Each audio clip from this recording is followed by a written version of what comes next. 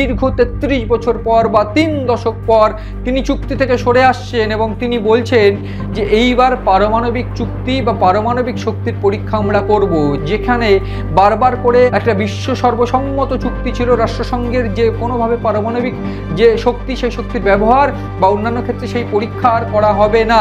সেক্ষেত্রে সেই জায়গা থেকে কেন রাশিয়া সরে এসেছে, চীন সরে এসেছে, তারা তো একেবারে নিত্য নৈমিত্তিক বিভিন্ন ক্ষেত্রে রাশিয়ার বিরুদ্ধে ডোনাল্ড ট্রাম্প অভিযোগ করেছেন, বা রাশিয়া, চীন, উত্তর কোরিয়া, পাকিস্তান। এক্ষেত্রে আমার যে বিষয়টা বলার, যে ডোনাল্ড ট্রাম্প তিনি বলছেন সাম্প্রতিককাল একটা সাক্ষাৎকারে যে আমরা কেন চুপ করে বসে থাকবো, যেখানে রাশিয়া, চীন, বিভিন্ন ক্ষেত্রে উত্তর কোরিয়া এবং পাকিস্তান ইটসেলফ সফলভাবে পারমাণবিক শক্তির পরীক্ষা করছে, সেক্ষেত্রে আমরা কেন চুপ করে থাকবো।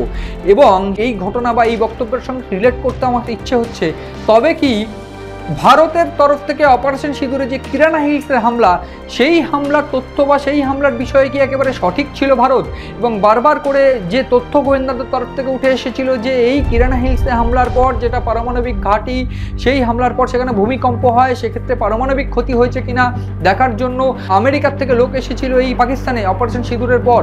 এটা যদি সত্যি হয়ে থাকে তবে সেক্ষেত্রে এটাও তো সত্যি যে সব কিছু জেনে বুঝে আমেরিকা কিন্তু কোনোভাবেই এই যে চুক্তি থেকে যখন পাকিস্তান সরে আসছে বা অন্যান্য দেশগুলো সরে আসছে তখন তারা চুপ ছিল, কারণ নিজেদের প্রফিটের জন্য। ইতিহাস কি বলছে?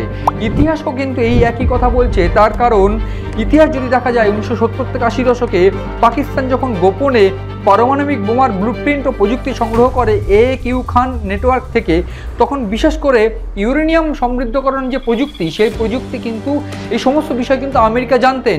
এবং আমেরিকা জানার পরেও যে ক্ষেত্রে সোভিয়েত ইউনিয়নের সঙ্গে সংঘাত চলছিল, পাকিস্তানকে সোভিয়েত ইউনিয়নের সঙ্গে সংঘাতে ব্যবহার করা যেতে পারে, ঠিক সেই জন্য কোনোভাবেই কিন্তু তারা এই যে সংঘাত বা এই যে পারমাণবিক উৎক্ষেপণ বা পরীক্ষা, সেক্ষেত্রে পাকিস্তানকে সেই সময় বাধা দেয়নি আমেরিকা। এবং সেই ঘটনার পুনরাবৃত্তি এইবার হচ্ছে। একদিক থেকে এখন রাশিয়াকে হুমকি দিচ্ছে একেবারে রিপিটেডলি এই ডোনাল্ড ট্রাম্প, ঠিক তখনই পাকিস্তানকে সঙ্গে নিয়ে পাকিস্তানের এই পারমাণবিক শক্তি বৃদ্ধির এই প্রচেষ্টা, সেটা কিন্তু ভয়াবহ আকার ধারণ করছে। এই পারমাণবিক শক্তি বৃদ্ধির চেষ্টায় ভারতের আশঙ্কা কেন আমি কথা বলছি এবং কিভাবে ভারত এইটার মোকাবেলা করবে। প্রাথমিকভাবে যে তথ্য উঠে আসছে, ডোনাল্ড ট্রাম্প সাম্প্রতিককালে একটা বক্তব্য বা একটা ইন্টারভিউতে তিনি বলেছেন এমন শক্তি আমেরিকার কাছে আছে যে সামান্য কিছু সময়ের মধ্যেই কিন্তু একেবারে গোটা বিশ্বকে ধ্বংস করে তারা দিতে পারে। এবং ঠিক সেই জায়গায় দাঁড়িয়ে এইবার প্রশ্ন উঠছে যে পাকিস্তান বা অন্যান্য দেশগুলোকে এই পারমাণবিক যে শক্তি প্রয়োগ বা পারমাণবিক শক্তির যে পরীক্ষা, সেক্ষেত্রে সাপোর্ট করাটা কি একেবারে নীতি মানা হচ্ছে সেখানে?